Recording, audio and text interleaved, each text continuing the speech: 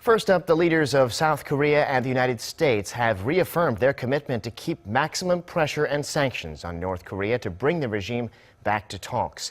That agreement came during an hour-long phone conversation between Presidents Moon Jae-in and Donald Trump, their second in 2 days since Pyongyang's missile launch in the early hours of Wednesday. Our chief Blue House correspondent Moon Gan-young reports. Korea taking a propaganda victory lap after launching an intercontinental ballistic missile, which for the first time puts all of mainland U.S. in its range.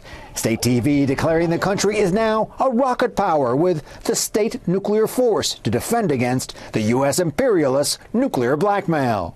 Leader Kim Jong-un shown approving the launch of a boosted version of a missile Fox News saw at a military parade in Pyongyang in April. I think this idea of saying, that for whatever reason they would like to have a credible capability to be able to inflict pain in the United States is really where they're headed.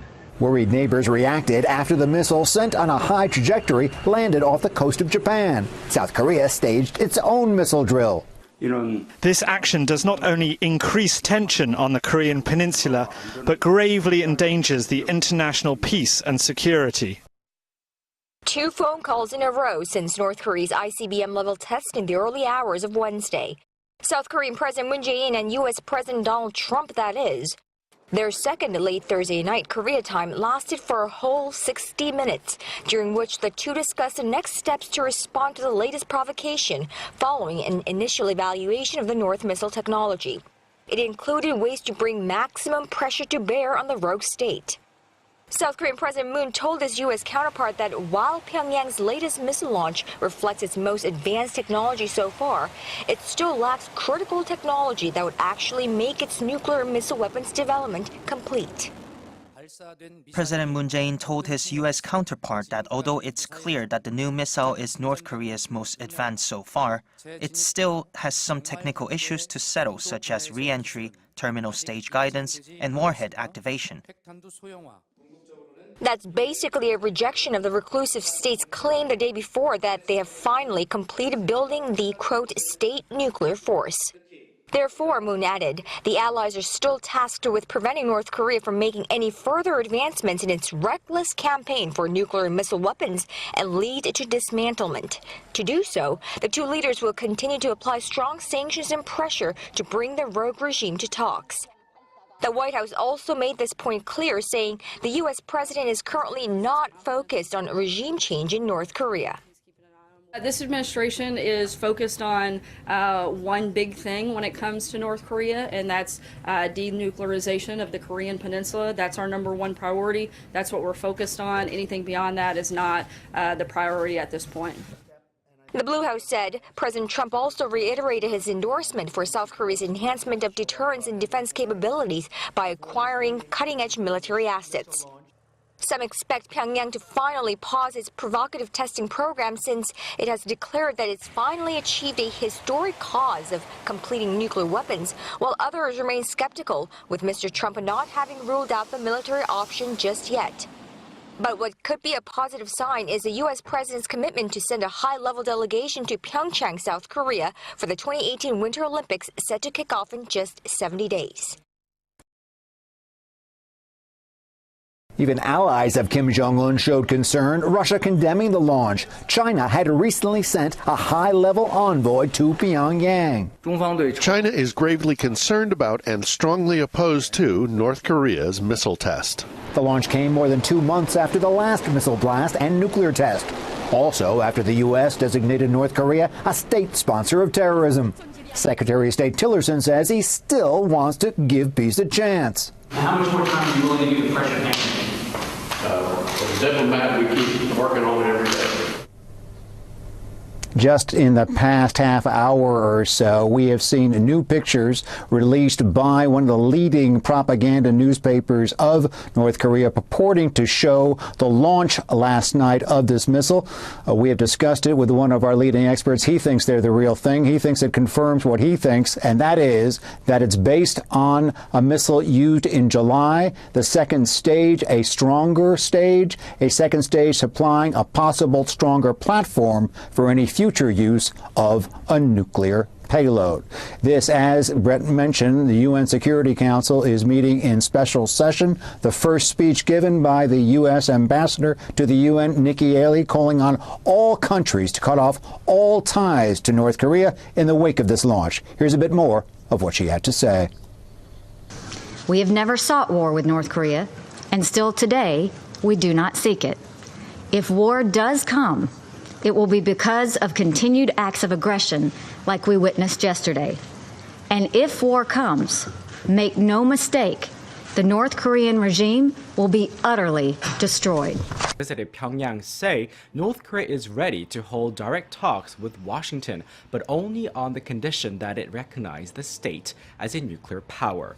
The Russians said they were also told that the North successfully launched its new Hwasong-15 ICBM on Wednesday, and that the country had already achieved its goal of becoming a nuclear weapon state.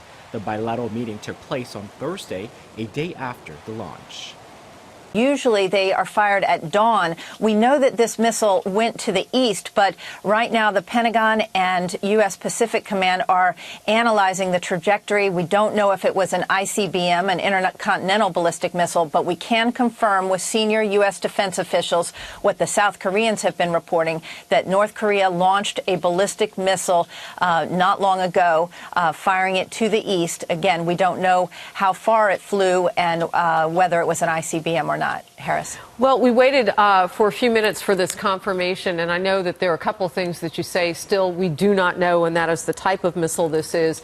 But Jennifer, this is not happening on a day in which there was no news with North Korea. I mean, this day started in the wee morning hours of reports, at least from Reuters, and now building upon different sources, in which North Korea says it's farther along in its nuclear program. The South Korean ministry saying, you know, it looks to be that is the case.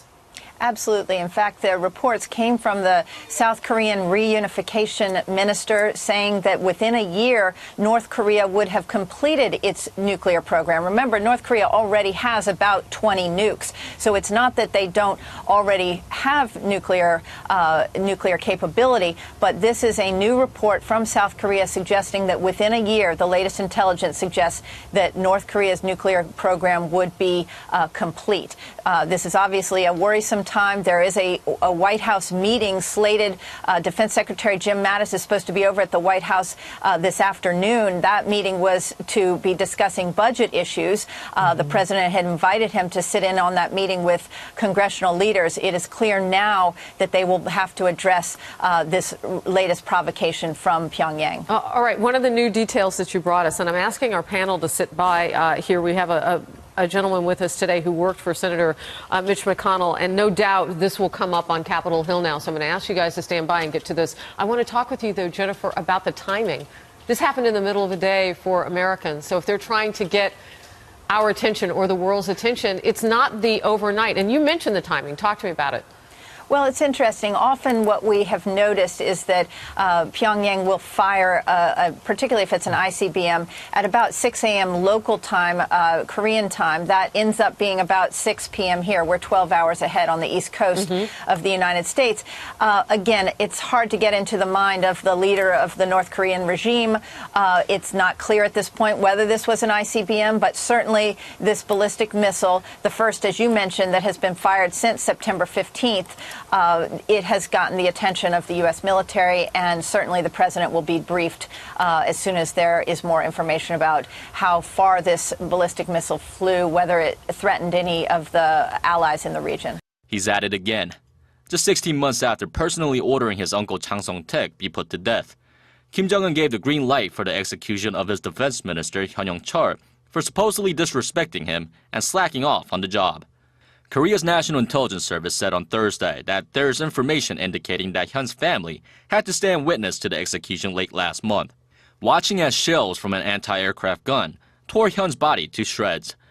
The U.S. government says that, if the reports are correct, the execution shows the depths of depravity the young leader is willing to go to.